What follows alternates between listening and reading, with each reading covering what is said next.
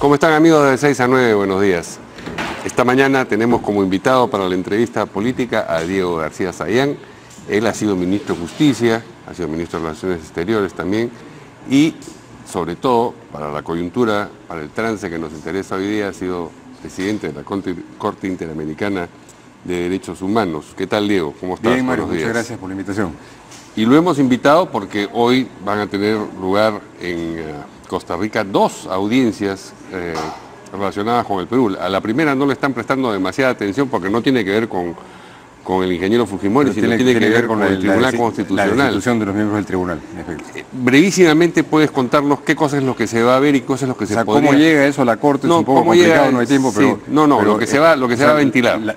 Ante la amenaza de que sean destituidos por un procedimiento alegadamente irregular 4 integrantes del Tribunal Constitucional, la Corte dispuso una medida provisional, que es una especie de habeas corpus, acción de amparo, que es una decisión obligatoria, que hasta el 2 de febrero, o sea, hoy, el Congreso se abstuviera de avanzar en el proceso de destitución. De manera que en la primera parte de la audiencia de hoy se van a discutir otras cosas, entre otros, la más importante, va a ser el tema de la destitución de los magistrados. ¿Y resuelve algo al respecto hoy día la Corte? Ahí sí tiene que resolver la Corte, hoy, porque digamos la fecha tope para esta medida provisional era el 2, entonces la Corte ahí puede hacer 3 cosas, o prorrogar la medida provisional, o archivarla, o disponer una medida sustantiva de decirle al Estado, usted no puede destituirlos de esa manera. Entonces habrá que ver qué resuelve la Corte. Será, digamos, el único momento de la audiencia de hoy en el que podría haber, digamos, un resultado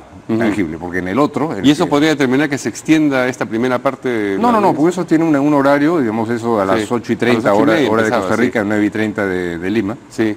De manera que eso es la primera parte. La parte ya referente al indulto se trata dentro del manejo del cumplimiento de la sentencia de Barrios Altos, que es más tarde. Es Barrios Altos y La Cantuta. Barrios Altos y La Cantuta. Claro. Esto es, digamos, lo que ha concitado la atención de los medios. Hoy día se ve también, entonces, en la Corte un aspecto del indulto concedido. Así es. ¿Y por qué se ve lo del indulto dentro del caso Barrios Altos, ¿no? Se ve porque el caso Barrios Altos, o sea, primero, la Corte Interamericana es el único tribunal internacional que tiene la tarea de supervisar el cumplimiento de su propia sentencia, de manera que hasta que no se haya cumplido el último punto resolutivo, que son muchos, la Corte sigue eventualmente haciendo audiencias cada año, cada 2 años, y ya se había citado a una audiencia para el día de hoy para ver otros aspectos del cumplimiento de la sentencia de Barrios Altos. Que no tenían que ver con el indulto, porque no había indulto. Claro. Cuando aparece lo del indulto a fines del año pasado, los familiares de las víctimas, o las víctimas, que las familiares son víctimas también, solicitan que se incorpore ese aspecto. ¿Por qué? Porque la sentencia de Barrios Altos en el año 2001 estableció varias cosas. Primero, que las leyes de amnistía y autoamnistía quedaban expulsadas del ordenamiento jurídico. Pero no es una amnistía, las amnistías del Congreso. Pero ¿por qué entra eso ahí? Sí. Segundo, que todos los hechos anteriores al año 95, como Barrios Altos y La Cantuta, tenían que investigarse, sancionarse y dictarse una sanción penal por parte de los órganos pertinentes. De manera que lo que los familiares han planteado, bueno, el indulto afecta los efectos de esa sanción penal y el cumplimiento de la sentencia de Barrios Altos. Si eso es así o no, lo determinará la Corte en función de los alegatos y argumentos que se presenten. Menciona siempre Barrios Altos y La Cantuta menos, por alguna razón. Los dos están en la misma, claro, tienen el mismo estatus. Barrios Altos tiene genéticamente mayor relevancia porque fue con Barrios Altos que se eliminó la ley de amnistía. La Cantuta ya vino con ese antecedente. Por añadidura, digamos. Fue 5 años después la sentencia de La Cantuta, pero se ven en conjunto, ¿no? Ya, pero digamos, en principio todo indulto podría interrumpir la sanción de penal. Claro, entonces lo que se está cuestionando es la institución del indulto, ¿no? No creo, porque digamos la Corte no puede negar que los estados tengan el derecho de indultar a sentenciados en determinadas circunstancias. Esa norma está en prácticamente todas las constituciones. ¿Cuál es el conflicto? El argumento podría ser, porque ya la Corte lo ha utilizado en otro momento, si ese indulto fue teniendo en cuenta que hay de por medio graves crímenes de derechos humanos que se manejan con una lógica distinta en el derecho internacional, la gran discusión que se presentará, me imagino, hoy día, es si ese indulto fue un indulto otorgado debidamente o indebidamente. Es decir, por el tipo de delito. Por el tipo de delito, por el tema de si se cumplía o no con las condiciones que la ley interna establece en materia de requisitos de salud, porque ya hay una jurisprudencia. Si bien la Corte nunca ha tenido un caso de indulto, no es que no pueda resolverlo, la Corte tiene que resolverlo, no tiene manera de zafar del bulto al tema, pero sí ha habido una sentencia justamente de seguimiento al caso Barrios Altos del año 2012, en la que la Corte ya menciona algo que sospecho que pueda hoy día surgir y ponerse en el tapete, que es la condena al otorgamiento indebido de beneficios en la ejecución de la pena. Otorgamiento indebido de beneficios en la ejecución de la pena. ¿Es este un caso de un otorgamiento indebido de beneficios o no lo es? Esa creo que va a ser... ¿Cuáles son los elementos que podrían pesar en el otorgamiento indebido? ¿No? Yo creo que ¿Es el tipo de delito o, digamos, las condiciones para dar un indulto humanitario yo creo que se habría dejado de... Yo creo que las dos cosas. Pero son dos caminos distintos. No, pueden ser complementarios. ¿Sí? Y uno de ellos está bien desarrollado en el informe de la Defensoría del Pueblo, que es que, bueno, por la magnitud y las características del delito, un indulto de esa naturaleza requiere, dentro de los estándares de derechos humanos, tener en cuenta los derechos de las víctimas, tener en cuenta que tiene que haber, ya de acuerdo al derecho interno, una motivación para una resolución que en este caso puede considerarse insuficiente, teniendo en cuenta que por la gravedad de los hechos tiene que haber realmente una razón muy consistente y muy solventada en las razones médicas para el beneficio. Pero el muy consistente y muy solventada se mueve en un área de subjetividad. Por supuesto, pero porque dice, no, es poco consistente, poco solvente, muy consistente. Y eso finalmente puede ser materia de peritajes. Sí. Yo no sé si, por ejemplo, una de las opciones que por lo general se recorren es que en audiencias como esta, o lo habrán hecho ya en el expediente, no lo sé, los representantes de las víctimas o el Estado puedan haber presentado sus propios peritajes médicos para decir ese dictamen que hizo la Junta Médica es acertado o ese dictamen de la Junta Médica es indebido porque, por ejemplo, ponen como parte del diagnóstico elementos de enfermedad que son antecedentes y no diagnóstico, como el cáncer que supuestamente padeció el señor Fujimori, del cual felizmente ya no padece, pero eso no es un diagnóstico, eso es un antecedente, eso podría ser objetado. Entonces, yo quiero tal vez retroceder un minuto, por favor. Mario, en algo que me parece, más allá de esta discusión que es muy importante si la Corte va a determinar A o B. Hoy día, ¿no? No, hoy día no, porque hoy día puede incluso pedir más documentación, los jueces pueden decir, a ver, amplíe este argumento y eso será en el más pronto de los casos, en el siguiente periodo de sesiones que será en marzo. Pero yo creo que lo interesante, más allá de esta, en donde puede haber gente que está a favor del indulto, gente que está en contra, cada cual tiene con todo derecho su punto de vista, yo creo que es muy interesante que el Perú esté discutiendo un tema con procedimientos democráticos, en donde hay un defensor del pueblo que saca una posición, el presidente del Poder Judicial, del Tribunal Constitucional, dicen, bueno, si la sentencia de la Corte dice lo que diga, hay que cumplirlo, y que el Estado comparezca a través de dos agentes, eso que ya nos hemos acostumbrado, ¿no? Yo creo que es una señal de avance democrático en medio de todos los desbarajustes que tenemos con la crisis política en el país, que nos dice, bueno, las cosas, los conflictos pueden arreglarse también dentro del campo del derecho. Entonces, creo en ese sentido que más allá de las posiciones de cada cual, es importante que haya expectativa, es importante que las voces de decir no vamos a cumplir si esto no le da la razón al Estado, sino bueno, esperar, como lo han dicho ya algunos congresistas del oficialismo, cuál sea el resultado y aplicar lo que sea a regañadientes o desde el punto de vista de quienes reclaman, aceptar que el resultado pueda no necesariamente favorecer la pretensión de quienes impugnan una decisión siempre, ¿no? Vamos a hablar sobre lo que podría ocurrir como resultado en un sentido o en el otro, pero primero quería preguntarte acerca de la gracia, es decir, la segunda parte de lo concedido a Kuczynski, que tiene que ver con el proceso todavía en marcha y la discusión de si esto tenía que ser ventilado o no también en Costa Rica. Eso no se va a ver hoy día. Mira, no sé, porque digamos dentro de puede ser. Sí, puede ser, porque digamos los representantes de los familiares entiendo que han focalizado el asunto en el indulto y no en la gracia. Sin embargo, están en la misma norma, estarán en el debate y yo no descarto, como lo ha hecho la Corte en otros casos, que ante un tema que significa una discusión jurídica de relevancia para los derechos humanos, la Corte asuma que puede pronunciarse también sobre ese tema. ¿Y por qué podría haber un argumento a favor de que sí lo haga, un argumento jurídico? Porque cuando en el año 95 se da la ley de amnistía y autoamnistía, como la calificó la Corte, quedan protegidos con la amnistía una serie de hechos ocurridos con anterioridad, Barrios Altos, La Cantuta, Pativilca y muchos otros más. Es de Pativilca que estamos hablando, por Sí, supuesto. y con la sentencia de la Corte del año 2001 en la que queda expulsado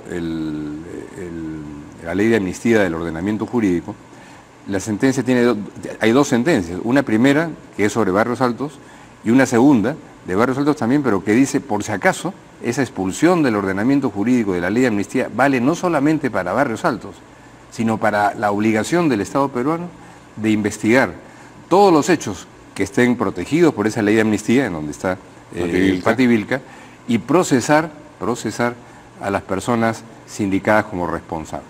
Es decir, el concepto general de que las personas que están sindicadas como responsables tienen que ser procesadas, ya lo estableció la Corte en el año 2001, sin mencionar expresamente a Pativilca, pero todos los hechos. Entiendo. De manera que la Corte podría, de motu propio, decir, bueno, este es un caso en donde podría estar de por medio la vigencia de esa sentencia, que es justamente lo que tiene que supervisarse en la audiencia del día de hoy, ¿no? Y el problema de los plazos, de cuándo se inició la instrucción, la investigación, ese es otro asunto distinto de lo que estás mencionando. No, es un asunto que entra en la discusión porque, digamos, obviamente, si es que se han cumplido rigurosamente con los plazos y el Estado así lo puede sostener, ese es un argumento a favor de la validez de la gracia.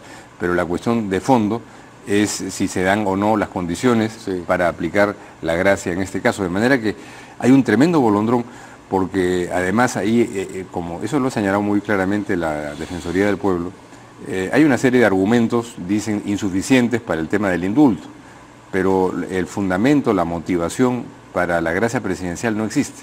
Es una referencia al artículo 118 de la Constitución, y la Constitución y el Tribunal Constitucional establece que cualquier resolución administrativa tiene que tener una motivación para tener una conclusión.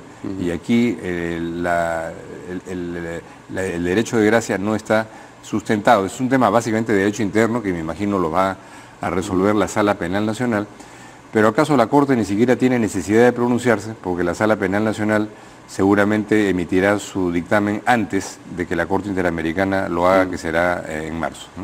Tú has sido presidente de la Corte y has sido miembro de la Corte. ¿Qué cosa te resulta verosímil que vaya a ocurrir?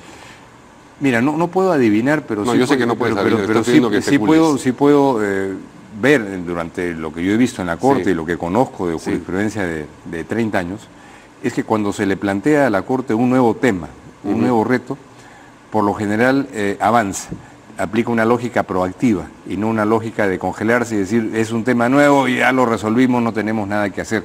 Lo hizo frente al tema de discriminación por orientación sexual, derechos de los pueblos indígenas, fertilización in vitro. Siempre la jurisprudencia innova y en este caso tiene que hacerlo, porque como no ha habido una decisión sobre indulto, la Corte sabe algo que es muy importante, Mario. La Corte sabe que sus sentencias tienen relevancia no solo para resolver el caso, porque hoy día se aplica un concepto llamado control de convencionalidad, por medio del cual todos los sistemas judiciales de América Latina están obligadas a utilizar el razonamiento de la Corte Interamericana de Derechos Humanos, aunque se refieran a un caso de otro país. Entonces, cuando la Corte resuelve esto y dice, bueno, sí, proceden los indultos sin ningún problema, sabe que está señalando eso para México, Argentina, Brasil, Chile y los demás países, ¿no?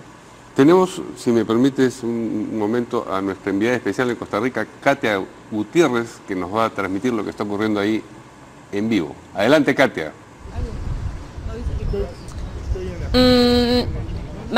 Mario, tengo un poquito de problemas con la comunicación, pero en todo caso, como bien mencionas, estamos en San José de Costa Rica, ya exactamente instalados en los exteriores de la Corte Interamericana de Derechos Humanos, y es que aquí en unos minutos más, 8:30 de la mañana se tiene previsto, 8:30 hora de aquí, ojo que es 9:30 hora de Lima, se tiene previsto el inicio de esta audiencia de supervisión de sentencia por el caso Barrios Altos La Cantuta, que implica el indulto del expresidente Alberto Fujimori, una queja, digámoslo así, o un pedido que ha hecho la la parte civil, es decir, los familiares de las víctimas de Barrios Altos y La Cantuta, exactamente Carlos Rivera y Gloria Cano. Los procuradores del Ministerio de Justicia, que son Jorge Villegas Ratti y Adrián Simón Pino, también van a sustentar. Tienen 20 minutos cada uno, ya están entrando algunos funcionarios. Nos han señalado que nadie va a brindar declaraciones a la prensa previamente a esta audiencia, pero en todo caso se va a desarrollar de la siguiente manera. 20 minutos va a tener cada parte, como te mencionaba, tanto la parte civil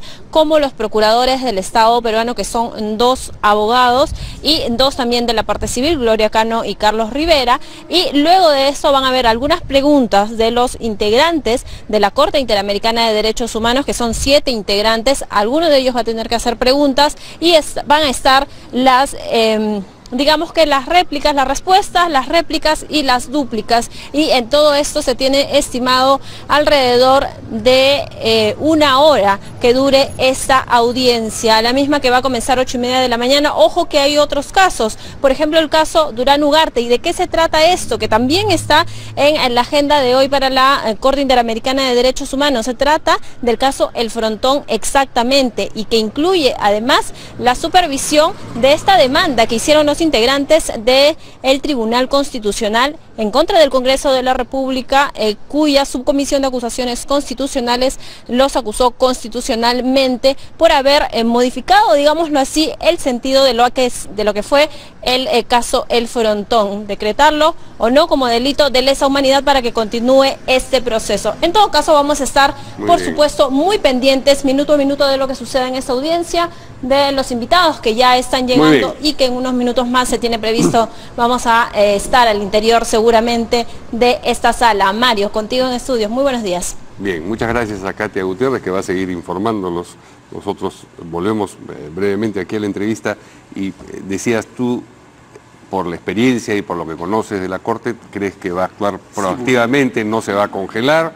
Porque digamos la Corte va a enfrentar el problema y va a resolver algo. Tiene que resolver. Segundo, no hay ninguna posibilidad de que algún juez diga yo me abstengo. Sí. Los jueces están obligados a votar a favor o en contra de cualquiera que sea el proyecto de resolución de sentencia que se adopte. Y tercero, la constatación histórica, ¿no?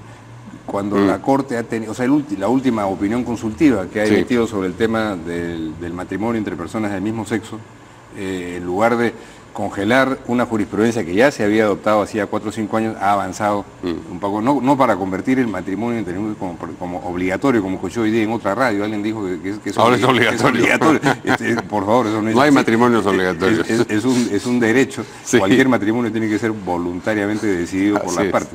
Entonces, yo creo que la Corte está obligada a innovar y a ponerse en la situación en donde para cumplir con una sentencia que ordena castigar, tiene que ponderar con la consideración humanitaria de que el condenado puede estar al borde de la muerte, que no es necesariamente el caso de Fujimori, pero no puede ignorar que esa circunstancia tiene que ser tomada en cuenta. Muy bien, había más materia para... El tráfico nos permitirá la próxima vez. Bueno, ya se nos acabó, se nos agotó el tiempo. Muchas gracias. Gracias, Mario. A Diego por esta conversación y ya nos vemos acá el lunes de 6 a 9. Buenos días.